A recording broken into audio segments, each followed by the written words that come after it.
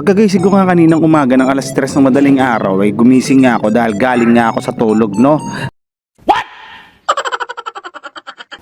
Tapos lumabas ako ng kwarto para lumabas ako ng bahay. Lalabas nga ako ng bahay dahil pupunta nga ako ng terminal dahil maglilista nga ako ngayong araw. At ngayong araw isasamahan nyo nga ako sa aking biyahe. At paglabas ko nga ng bahay, sobrang dilim pa nga ng paligid dahil hindi pa nga maliwanag.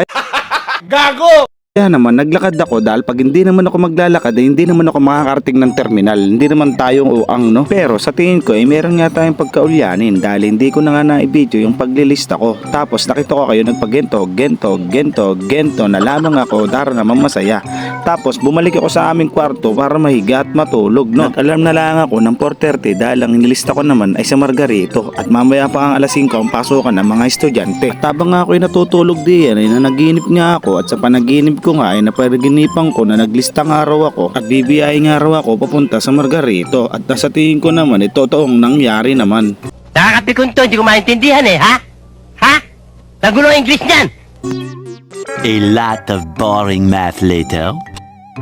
At makalipas nga ang 1 kalahating oras ay gumising nga ako galing sa aking pagtulog. At syempre nag-apurahan na nga ako pagpunta sa terminal dahil meron nga akong nakitang estudyante na naglalakad na. At dito nga iniisip ko nga na baka ako'y ST na. Mabuti nga lang at nandiyan pa pala si Kuya DJ. At dahil hindi pa nga tayo na ST, dumaretso nga ako dito sa coffee bento ni Victor. At dito ay pumindot nga ako ng kape dahil hindi ako makapagtimpla ng kape sa bahay at baka nga tayo ma-ST na. At hindi na nga rin pala tayo nakapaligo niyan dahil ang plano ko talaga ay pagkatapos ko magbiyahe ng Margarito ng isang beses tsaka ako maliligo. At dito nga yung nakasalang tanga lang ay si Kuya DJ at susunod pa nga lang ako diyan. At mga ilang minuto nga lang ay tayo naman nga ang sumalang sa Margarito. At sa wakas ay makakabiyahe na nga rin tayo sa unang biyahe natin. Pasensya na nga palo sa kuha ng ating video dahil medyo madilim kasi hindi pa nga maliwanag dahil sobrang aga pa nga niyan, siguro mga 5:30 at hindi siguro alas 7. Paano masabi? Kabiyahe ko nga ng Margarito, umuwi na nga ako ng bahay at naligo na nga ako at nagbihis na nga rin. Pero bago ko naman ginawa ang lahat ng yan ay naglista nga muna ako sa listahan ng pabayan para pagbaba ko ay mag-aantay na lang ako ng aking salang. At pagbaba ko nga ng terminal ay pang-8 na nga lang tayo kaya ang ginawa natin ay nakipagkwento na lang muna nga tayo sa ating mga katoda. At eto nga pala ang legendary bully ng aming ito daw walang iba kundi si Reniel Policarpio, anak ni Kuya Ramil at ni Ate Flor. At mga ilang minuto nga lang, saka lang na nga tayo at nagkakain na nga lang muna ako dyan ng sugo. Dito.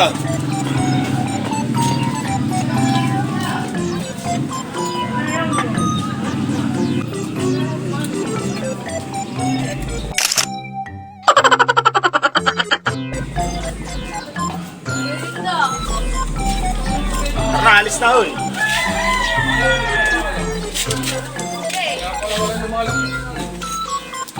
Tinawag kita eh. At pagdating ko nga dito sa bayan ay dumaretso nga ako dito sa ating kinakainan. Dito nga tayo sa may kalbon ng Mambog. At dito nga tayo nakakabot ng pagkain dahil dito nga ay masarap nga ang sopas. At kahit anong ang gusto mo ay meron nga rito. Meron nga sirtong carbonara, spaghetti at may puto nga rin. Tara po, kain po tayo. 笼里那也能陪我的只有你，固定悲伤的情绪扩散，又被我吐出的烟雾里。要比翻变得对他人爱答不理，难道就放任孤独渗透进我们纯皮肤里？不想对自己厌恶万分的无奈，已经在情绪的黑洞陷得太深。当我放弃了我的坚定，又妥协于现实后，却发觉镜子里。 At pagkatapos nga natin kumain, nakapaglagari na nga rin tayo dyan ng kulang 2 oras nga. At dito nga, tumambay nga muna tayo sa Jollibee. Dahil napansin ko talaga na ang biyahe nga natin ngayon ay sobrang tumal nga. Kahit sa loob ng Jollibee, matumal din ang customer. At kahit saan nga ako tumingin sa paligid, ay napapansin ko na napakatumal nga ng tao. Araw kasi ng Huwebes ngayon. At ganito nga kasi pagka Huwebes, talagang matumal ang tao. At hindi ko naman talaga alam kung bakit. Siguro dahil sa araw-araw silang umuwi ng bayan, kaya naubusan na sila ng pera. Ano daw?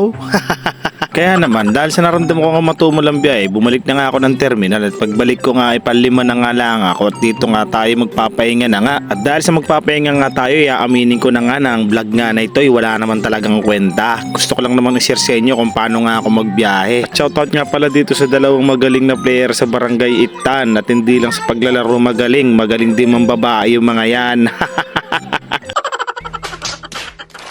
O ayan mga idol, na-shoutout ko na kayo sa vlog ko. Baka naman pwedeng pa-like and share na rin. Maraming salamat po sa inyo mga utol. Please like, follow and share. Bye!